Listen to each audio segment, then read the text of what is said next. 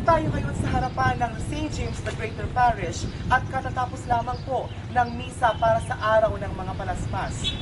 Ngunit, ang malaking katanungan mga kaibigan, ano na nga ba ang kaibahan ng pagdiriwang ng Semana Santa noon at ngayon? Kayo pa rin ay bahagi ng Semana Santa 2010, the documentary show. At kasama po natin ngayon ang isa sa mga kamareros, si Mrs. Florfina Manrique Calban, ang isang tagapangalaga ng isa sa mga bagong imahe na si Pieta. Tita Itin, magandang araw po. Magandang araw naman. Tita Itin, paano po ninyo na-acquire ang imahe na si Pieta? Given to me Okay. So, ilang taon na po ninyo sinasali si Pieta sa Semana Santa natin? 4 years. 4 years. At ito rin po ba ay bahagi na ng inyong pananampalataya sa tuwing Semana Santa? Yes. Okay. Every time na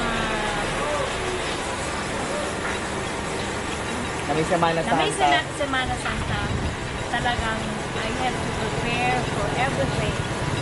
I want to make her the best. Okay. Maraming salamat po mga kaibigan. Si Mrs. Florfina Manrique Calban, ang tagapag-alaga po ng imaheng La Pieta. Kasama rin natin ngayon ang isa sa mga kamareros at siya po ang tagapag-alaga ng imahen ni Senyor San Pedro. Siya po si Mrs. Socorro Tipones San Antonio. Magandang araw po, Tita Kuring. Tita Kuring po kung tawagan natin siya. Mami Kuring, okay. Sa inyo pong sariling pananaw, Mami, ano ho ang kaibahan ng semana noon at ngayon? Well, I cannot say much because I had not been here for a while. I had been in America for a while where it is not like this. But when I was younger, we used to go to the convent for practice, for all the details of the Semana Santa. Because children had to practice some songs like the Stabat and other prayers for the procession. We had to go with the Station of the Cross, which was held just the patio of this church, because there was an old church where everybody goes, and an older one, the big one, and then there is another one. But then they demolished the old church. They made, and there was the small one, and then they moved it to near the road, near the national highway.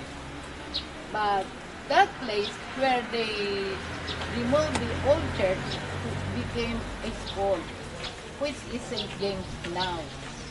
But during those days, when I was younger, I was born 1923, meaning to say I'm 87 years old already.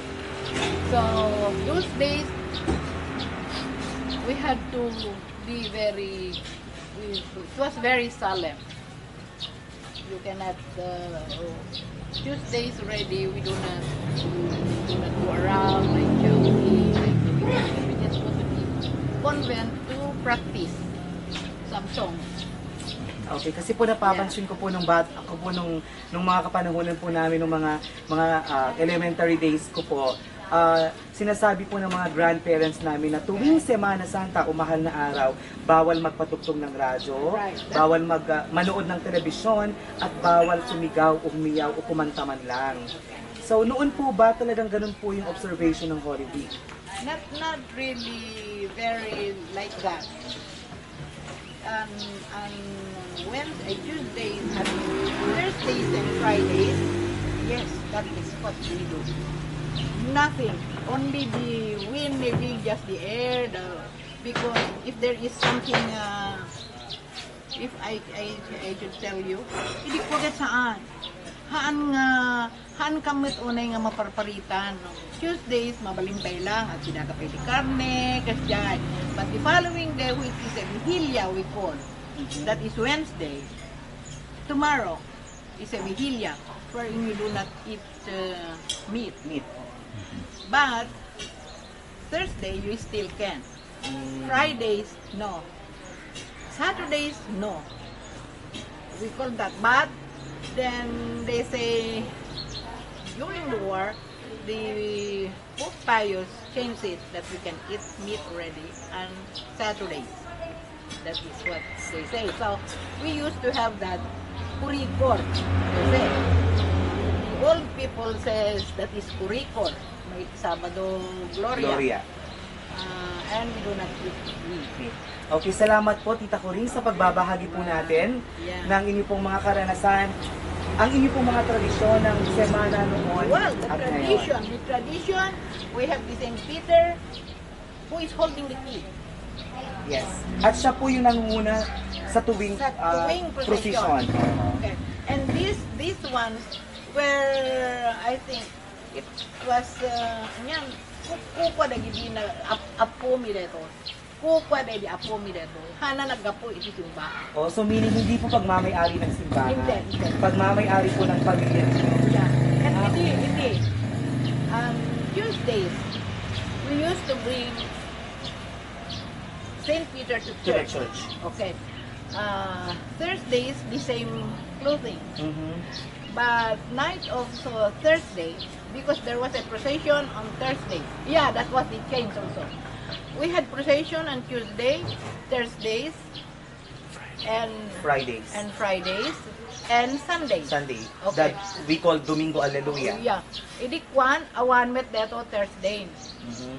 We have only Tuesday. Awan deto Thursday. And that is Friday. Friday, kunam awan nga peso.